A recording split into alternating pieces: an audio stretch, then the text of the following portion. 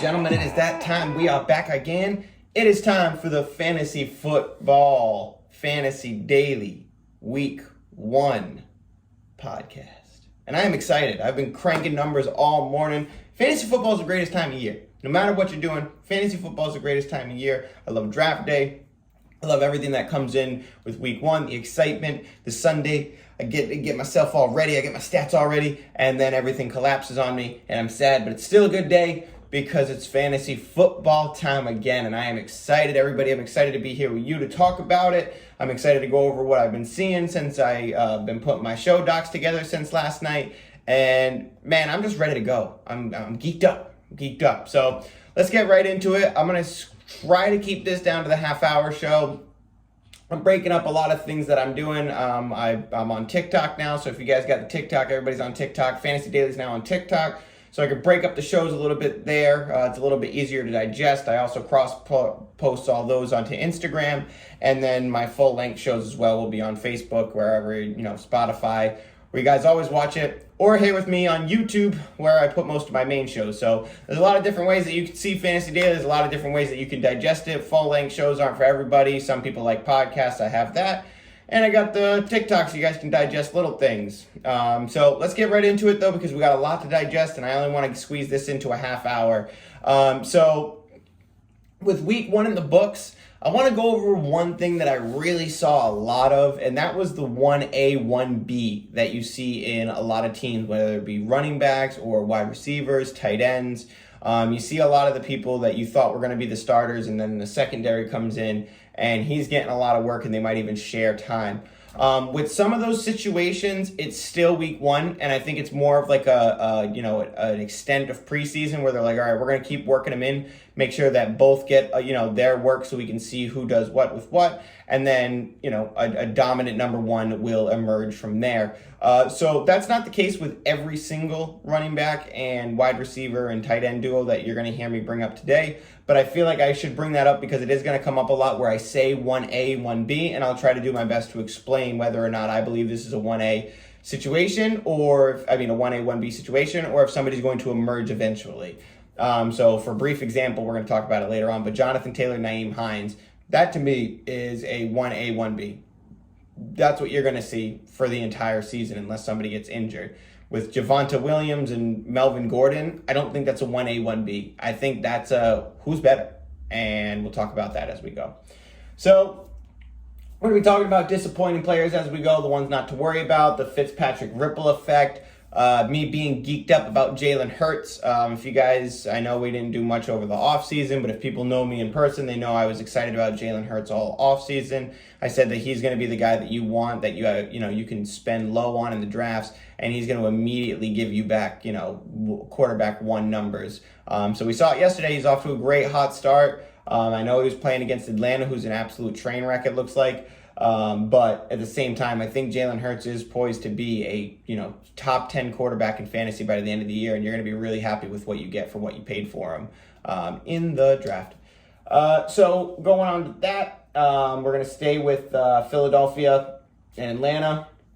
Miles Sanders I want to talk about real quick because I feel like Miles Sanders was kind of on the lower cusp of running backs at the beginning of the year, to the point where we kind of wrote him off as a flex play running back too. I think he showed yesterday, like I said, I know they played Atlanta, but I think yesterday they showed that they want him to be involved, and Jalen Hurts likes when he's back there. He feels a little bit more comfortable. It even looks like, he's just a player that, first, for me, I think is the best skilled player on the team is in Miles Sanders. So hopefully Jalen Hurts is starting to see that a little bit. Hopefully the team is starting to see that a little bit. But I do think that yesterday showed us that eventually Miles Sanders will be like a David Montgomery last year, where he's going to be in top 5 some weeks, but he's going to stay at a running back 2 floor where he's going to get you, 14 points, 13 points a week. And you're not loving it, but then again, he's not ever killing your team. So I think Miles Sanders is a good one. If you can go out and trade for Miles Sanders pretty cheap right now, I would, because I definitely think that there's good things ahead for Miles Sanders in that team. Atlanta got absolutely pummeled. I think only the person that you wanted in that matchup was Calvin Ridley. Kyle Pitts disappointed, but I've been saying all offseason that I think we're going to have to wait a season until we get the full Kyle Pitts that we want, or the one that you think you drafted. So I think that's status quo for Kyle Pitts kind of going forward. But at the same time, I think when it comes to people like Russell Gage and Quentin Zeifus, I'm not sure how to pronounce his last name yet. I think with those players, and there was a couple other wide receivers on that team, you're really going to have to see who emerges out of that group besides Calvin Ridley. I was really high on Russell Gage. I even said I think he was going to be a huge waiver one ad of this week, and he definitely was not. He got 2 targets, and he didn't catch either one of them. So disappointed. I started him in 2 leagues, so I'm very disappointed. But you don't know what's going to happen with Atlanta now. I'm very worried about what's going to happen in Atlanta, and I'm not putting any stake into basically anything there. If you have Kyle Pitts, you have to start him. If you have Calvin Ridley, start him with confidence. If you have Mike Davis, be wary. You know what I mean? If you can hang on and keep him in your flex or something like that, that's fine. But if he's your running back too, it's time to start looking at something else. If you can package Mike Davis with somebody else and go get Miles Sanders, I'd do that in a heartbeat. I would do that in a heartbeat. Because Atlanta really doesn't have much going at running back, and they never have. They haven't since they lost Kyle Shanahan and Devontae Freeman. So until somebody shows me in Atlanta that they could be a decent running back, I don't want to play an Atlanta running back. So if you can pivot off Mike Davis right now, people are probably going to know you're panic selling, but if you can package him with somebody and make it smile, then I'd let it rip. Let it happen. Moving on to Pittsburgh and Buffalo. This really doesn't have much to talk about. That's why I put it at the top, because it was really just a great defense game. Roethlisberger couldn't do much. Allen couldn't do much. Diggs had an okay day and an acceptable day. All the wide receivers on Pittsburgh side kind of disappointed. Najee Harris disappointed. It really wasn't a huge fantasy output day, and this is one of the ones where I kind of just chalk it up as it was a great defense game, and there's really not many implications that you can take off of that game. Allen still looked great. Roethlisberger looked good. So I think that they still have a lot of potential. Just wait on it. Don't even worry about that game and any of the implications that come off of it. Jets and Carolina, this is another one that was I put them high up because there wasn't much that happened to it. Zach Wilson does look good, and Corey Davis, I think, is the clear-cut number one. A lot of people in the offseason said that he was going to be, but I had my doubts because, with those rookie quarterbacks, the way they come in, it's kind of sporadic all over the place. You saw that with Jameis Winston, which we'll talk about a little bit later. But when you're settling into a new team, you really don't know what's happening. There was a bunch of talk offseason about it was going to be this guy, this guy, this guy, this guy, and then Corey Davis and Braxton Berrios seem to be the guys. So Corey Davis is really the only constant there in New York and the Jets that I want. Besides that, I don't care for Zach Wilson. I don't care for the tight ends, anybody else. I'm going to stick with Corey Davis, and that's just about it. Even the running backs, I'm all set on. Moving over to the Carolina side, DJ Moore, I think, is the clear-cut number one. Robbie Anderson's going to be the utility guy who slips in there. So if you drafted Robbie Anderson, obviously hang on to him. If you can package him up to get a number one wide receiver that you're, confident in because you need him and he's your, wide receiver 3, that's different. If he's your wide receiver 3 and you need somebody who's consistent every single week, you can't have them falling off that cliff, then I would definitely pivot away from Robbie Anderson because he's going to have a lot of up and down weeks. This week, he really only sneaked by from the touchdown. So unless he gets that touchdown every single week, you might be hurting a lot of weeks with Robbie Anderson. So as much as I want to keep him, I have Robbie Anderson in a few leagues. I want to keep him on all my rosters, but I'm fortunate enough that he's on my bench. So if he's in your, wide receiver 3 slot, then you're looking at, okay, who can I get for, who can I package together to fill up this wide receiver core? Because your wide receiver core should all be wide receiver 1s or 2s, all of them. So if you don't, especially if you're in PPR. So if you don't, that's when you want to pivot. So that's why I'm trying to make the case for, Robbie Anderson. He's still great, but you want him in your flex. You don't want him in your wide receiver 3. You want to have him on, crap days. Moving on, Minnesota, Chicago. If you want to check out my TikTok, my first ones, I went through all of the running backs that I told you not to be worried about. I made a little funny video about Aaron Rodgers. Did I say Minnesota? Yeah, I meant to say Minnesota, Green Bay. I said Minnesota, Chicago. I'm sorry. I got myself all worked up for a second. So Minnesota, Green Bay played. On my TikTok, I go through all the running backs that went bust this weekend, not to worry about. Aaron Jones was on there. I also made a little video of me and my in-depth analysis on Aaron Rodgers' play, where he threw the interception. So I have a real in-depth analysis on my TikTok if you guys want to go check that out of what happened with Aaron Rodgers on that play.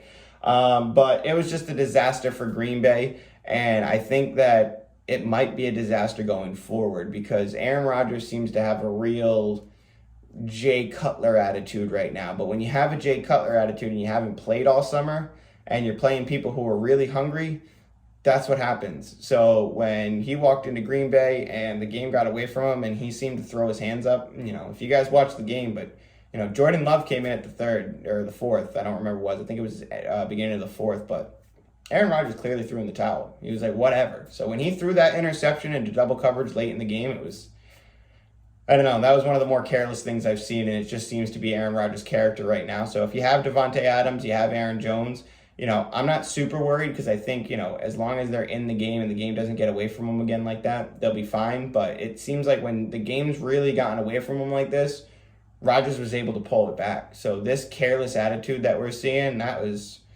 kind of surprising. I know there's a lot of, stuff going on with his contract and the team. People are saying he might want to get traded, but it was, for me, who I have Davante Adams in, my Dynasty League, it was worrying. I don't want to trade Davante Adams. I won't.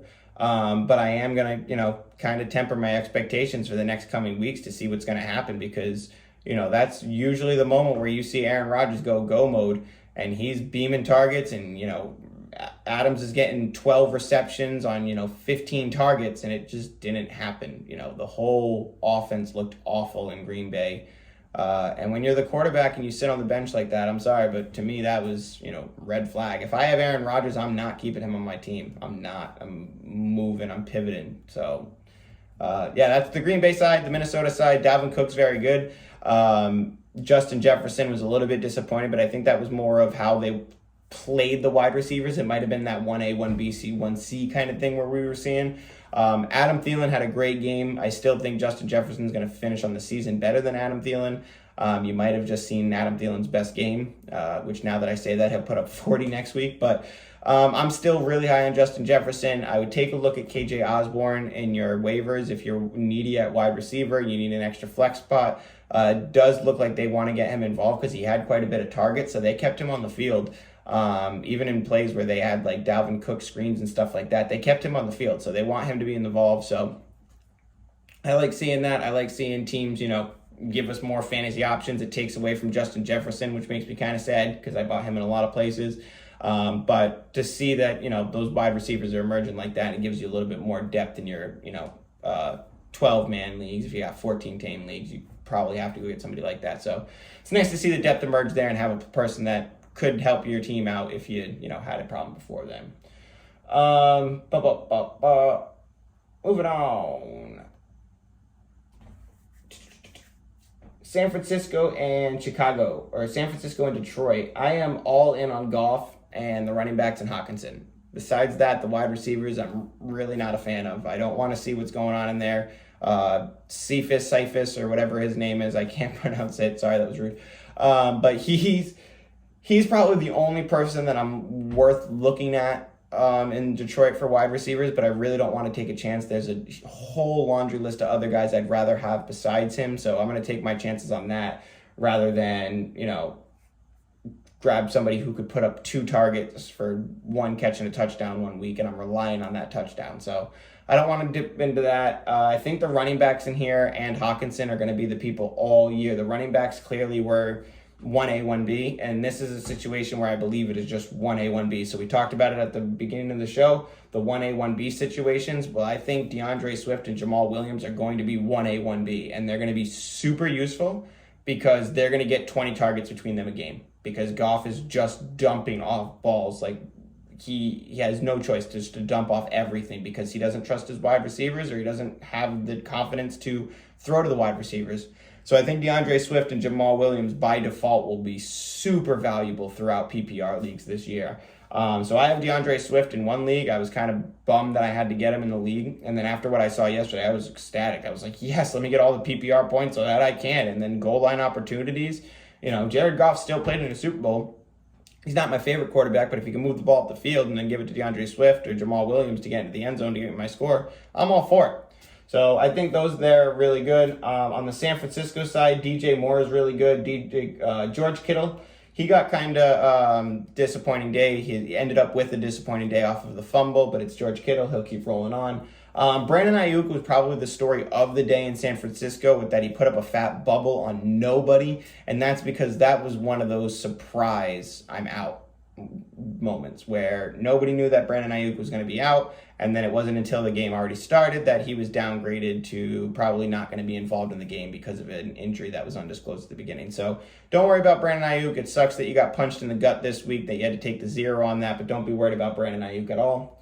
Moving on to Jackson, Houston. Tyrod Taylor debuts for the Houston Texans. Trevor Lawrence makes his NFL debut, and he goes 3 touchdowns for 3 interceptions. So not a great start against what we thought was an absolutely awful team in Houston.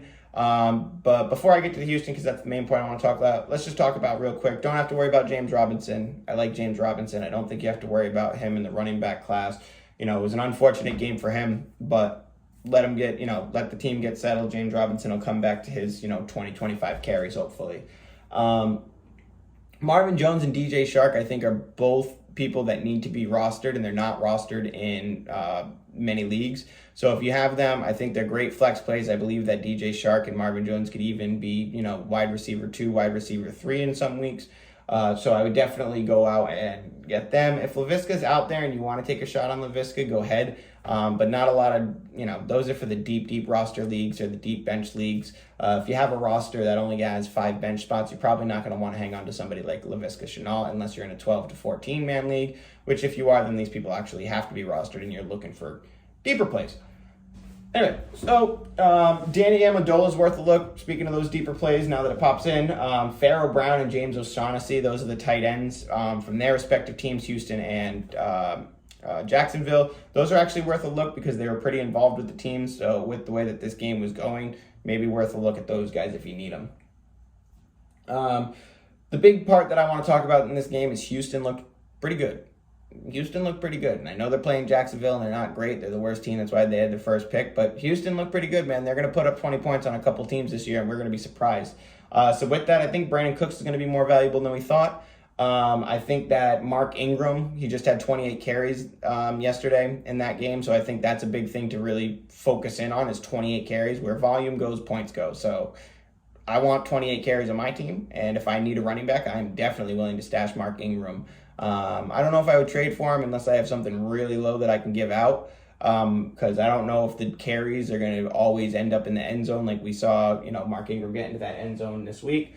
But at the same time, 28 carries is nothing that you can get from anybody else on the waiver wire, so it's hard to ignore that. Moving on from Jacksonville and Houston, going right into Seattle and Indianapolis. Jonathan Taylor and Nyheim Hines. This is the 1A, 1B that I was talking about, where it's 1A, 1B. It's going to be 1A, 1B throughout the entire year for these guys, to the point where if you have Jonathan Taylor and he's your number 1 running back, I'm not going to be too worried about trying to get somebody to supplement that because I still think he's going to keep me at the 15-point mark every single week. But I think Nyheim Hines was super underrated, where we thought Jonathan Taylor was going to get 20 carries and then Nyheim Hines would be kind of a relief play. No, he's super involved. They have plays designed for him. They have schemes designed just for him. They want him involved. So that's a 1A, 1B for the rest of the year. And if Nyheim Hines is out there, I would definitely go and get him because he's going to vulture a ton of touchdowns. So I think Nyheim Hines, you got to go get him right now. That's my big story from that game. But Chris Carson, he didn't have a big game. That's fine. Tyler Lockett's first touchdown was absolutely sick. And then to just throw it in on the Indy side, like I said, there wasn't much in the wide receivers. It was kind of spread around, to be honest. But I think Zach Pascal would probably be the guy. He's the one who caught the touchdown. So I think he would probably be the guy that I would want to get if I got somebody or if I needed to get somebody and I'm looking at names. So could be an ad. He's worth a look. But besides that, those are deeper leagues that I'm looking at. Moving on to Arizona, Tennessee. This was probably my favorite game from the week because Arizona just exploded and I didn't expect it. And I also love Kyler Murray, so that's a big difference. So Kyler Murray and DeAndre Hopkins are very, very good. Arizona's defense was very, very good. Chase Edmonds and James Conner, they played the 1A, 1B role this game, but I think that's my first example of 1A, 1B, where James Conner was clearly the less talented back. James Conner didn't play well at all. I think he got 19 carries and went for something like 60 yards or something like that, maybe even less, I don't remember. But it wasn't good, so I think Chase Edmonds is clear to go for the rest of the year, where you're going to watch James Conner's, starts and everything start to dwindle down. His opportunities start to dwindle down, and I'm really happy because I have Chase Edmonds in a couple leagues, and I think people who grabbed him, you were hoping for that, that RB2 floor for Chase Edmonds, and I think after yesterday you saw that you can be confident you might be getting that going forward. Especially since they played a team like Tennessee. Tennessee's got a pretty good defensive line, so for Chase Edmonds to put up his 14-something points that he did in that game, I'm confident in that. I'm happy, and if he's your running back too, I'd be okay with that. Moving on from that, Derrick Henry disappoints, but that was just the beatdown after beatdown in this game. I wouldn't be worried about that at all. Christian Kirk surprised me because I think that a lot of people were expecting the ball to get spread around a lot more in the game, which it did. It went to Rondale Moore or Elijah Moore. I keep getting those guys mixed up. So it went to Moore. It went to AJ Green a couple times, but I think Christian Kirk really showed himself in this game because he only got 5 targets, but he caught all 5 of them, and he caught a touch. Did he catch the touchdown? Yeah, he had 2 TDs, 70 yards, and he went 5 for 5. So Christian Kirk just behind Nook on the day, basically the same exact stats. I think Nook had 1 more catch and 13 more yards or something like that. So I think Christian Kirk really showed up and said, hey, I'm the number 2 wide receiver on this team. You don't have to look at anybody else. So I think Christian Kirk is another one of those guys who's going to be out there on the waiver wire that you're going to want to go take a look at. A.J. Brown had an okay day. Julio disappoints, but that's what we thought was going to happen with Julio. You look at Chester Rogers, he had more yards and the same receptions as he had more yards and more receptions, but the same targets than Julio Jones, and that's Chester Rogers. So Julio Jones at the beginning of the year, I could have told you before draft day that I don't think he's going to be worth the draft pick that you spend on him. I really don't want Julio Jones on my roster because he's one of those people that you can't put on the bench. So if you have Julio, hopefully he has one of these weeks where he goes off for 30 points, and then I think you got to trade him after that if you have him especially. I definitely don't want Julio on any of my teams. Also, if you have Cardinals out there on the defensive waiver wire, they play Minnesota, then they play Jacksonville, so maybe go take a look at that. Chargers and Washington, this was a low scoring and it was a boring QB game. Not much going on. Don't be worried about Justin Herbert, though. He'll be just fine. Don't be worried about Austin Eckler. He'll be just fine. What you do need to worry about is going to get Mike Williams. So this is my big guy. I made a little waiver show earlier that was quick, 15 minutes of waiver ads only. He was my big name on that show. I think Mike Williams turned into a wide receiver 2 right in front of us, and we didn't know to grab him. If you did know to grab him, good on you. But he's going to be the wide receiver 1 ad, and I think if you're not hurting at running back, he's the guy you got to go get. If you have room for Mike Williams, go and get him because he's going to be a wide receiver 2, I believe, for the rest of the year with Justin Herbert. He had something like 12 targets or something like that. So he was just absolutely matching Keenan Allen's energy. Them 2 together work very well together, and that team's going to be explosive, so I want all of that. With Washington, Fitzpatrick goes down, and now I think with Fitzpatrick going down, this really kind of pops the whole bubble on what we thought Washington was going to be this year. I think we were all pretty high on Washington's defense, mildly had, exciting expectations for their offense, but with Fitzpatrick gone, now we have to wait. We have to wait and see what's going to happen. I would temper your expectations on Antonio Gibson, Curtis Samuel, and Logan Thomas. Wherever they are, you got to bring them down a little bit. Unless you weren't expecting much, then stay right there. But I think the only person that I really trust now is Terry McLaurin, and even after the injury, it was kind of brutal to watch, just the whole offense struggle. So I would definitely take a look at that for a while, study it, and, keep your finger on the pulse of those. And if you have to pivot. Because I personally have Logan Thomas in a couple leagues. I'm very high on him. I'm going to probably watch him for a couple more weeks, but if it goes downhill, I'm going to be looking for something on the waiver wire, or I'm going to be looking for a trade somewhere else. And same thing with Antonio Gibson. If I get, 2 or 3 more weeks, well, no, Fitzpatrick's coming back, so yeah, maybe not. Because Fitzpatrick's injury is probably like 4 to 5 weeks, realistically 6 weeks at the max, worst case scenario. But at the same time, I need those wins. So if I can find somebody who's doing a little bit better, give you that, give me this, and whatever. If I can structure it the right way where I feel good, it works for my team structure, I am willing to move off of somebody like that in a couple weeks where I'm stacking up losses. I need to make something happen. I can't wait another 3-4 weeks for, what if. So if that time comes, it might be coming for Washington football team if they have to play Heineke, because I don't think Heineke's going to break out like, people are hoping. Cleveland, KC, I only got 5 minutes left, so I'm going to steamroll through these last ones. Cleveland almost had it. I think that the whole Cleveland offense run through those two running backs. So for wide receiver, you can grab Jarvis Landry, you can keep Odell Beckham in your IR spot, but besides that, it's tough to want anything over there. David Njoku's a tight end streamer, I think, now. I think he's the guy that they want over there. I think he showed him big plays when he was needed. He could be trusted. Kansas City side of the ball, don't worry about Clyde Edwards-Helaire. He'll be fine. Game got away from him. That's cool. Tyreek Hill and Kelsey, they're very good. Miami and New England, the Bama boys face off in a fantasy snooze fest. Jalen Waddle and Devontae Parker, though, are the people that I want to talk about in this game, because I think those two, playing the way that they did against still a New England defense, that was surprising to me. Not so much surprising, but it was nice to see. So I think those two people are worth looking at if you need somebody off your waiver wire. I like them too. Damian Harris and James White have like a 1A, 1B thing going on, except Damian Harris gets all the carries and James White gets the important plays that when something needs to happen. So that's an absolute disaster there. Same thing with Jacoby Myers and Nelson Aguilar there. It's a fantasy football death trap where I'm all set. Where if I had to own somebody on this team, if I had to roster somebody, it would definitely be Damian Harris, but I'm all set. Same thing with Jonnu Smith and Hunter Henry, 1A, 1B. And it's going to keep doing that. So whenever you put in Hunter Henry, it's going to be Jonnu Smith. Whenever you put in Jonnu Smith, blah, blah, blah. So if you want to roll the dice, go ahead and roll the dice. But me personally, I'd go somewhere else with all those players. I'd grab anything over wide receiver, running back, and tight end. All of those people fall pretty far down. If I have them, I'm trying to trade them. I don't want them. Green Bay at New Orleans. This was the one that I messed up, because New Orleans played... Whatever. Let's go to Jameis Winston. Jameis Winston was very good. Jameis Winston went for...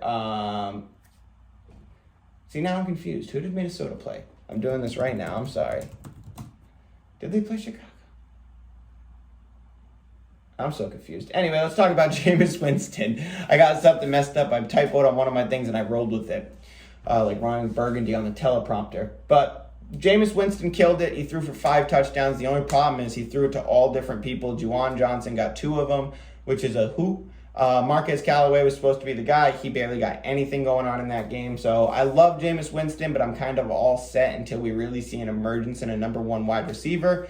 And I don't even think Michael Thomas is going to be that guy when he comes back. So if you can cash in on Michael Thomas now, I would do it. Especially if you're down on, running back or whatever, and you need a player now. Like if you lost somebody to injury, get off the Michael Thomas train. Worry about it later.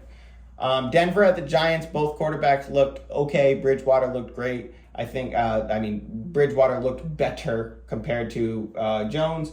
Melvin Gordon broke out with a 70-yard touchdown, which added 13 points to his 20-point total on the day. So this is a very 1A, 1B situation, and I think this is only a matter of time, like we said, until Javonte Williams steals the role. The big story there, the sad story there, is that Jerry Jeudy is out for the next 6 to 8 weeks with a high ankle sprain. I think Cortland Sutton's a must-add now. I think Noah Fant is a must-add now, or must-have now. And then the ads, I think, go to Tim Patrick and KJ Hamler. I lean more towards the KJ Hamler way just because he looks a little bit more explosive, but I could see the Tim Patrick if you're needy. Chicago at Rams. Fields clearly the better quarterback. It's only a matter of time before they get rid of Dalton. Darrell Henderson's the clear starter over Sony Michel. I don't even think Sony Michel really got active in this game, but he's the clear starter, so you can be confident with Darren Henderson going forward. Allen Robinson and the wide receivers in Chicago disappoint, but it's Dalton, so just be patient on that. Plus, they played against the awesome Rams defense. Be patient. Tyler Higbee is definitely a starter. Van Jefferson's touchdown was gnarly. So if you got to see Van Jefferson's touchdown, go check it out. But that's it for everybody today. For, all the games that I could cover, I want to, rapid fire it into this half an hour round on the Fantasy Daily Podcast, everybody. Thank you again for joining me. I'll be back with all kinds of content. Check me out on TikTok now that I'm over there. Check me out on Instagram. It's good to see you guys again.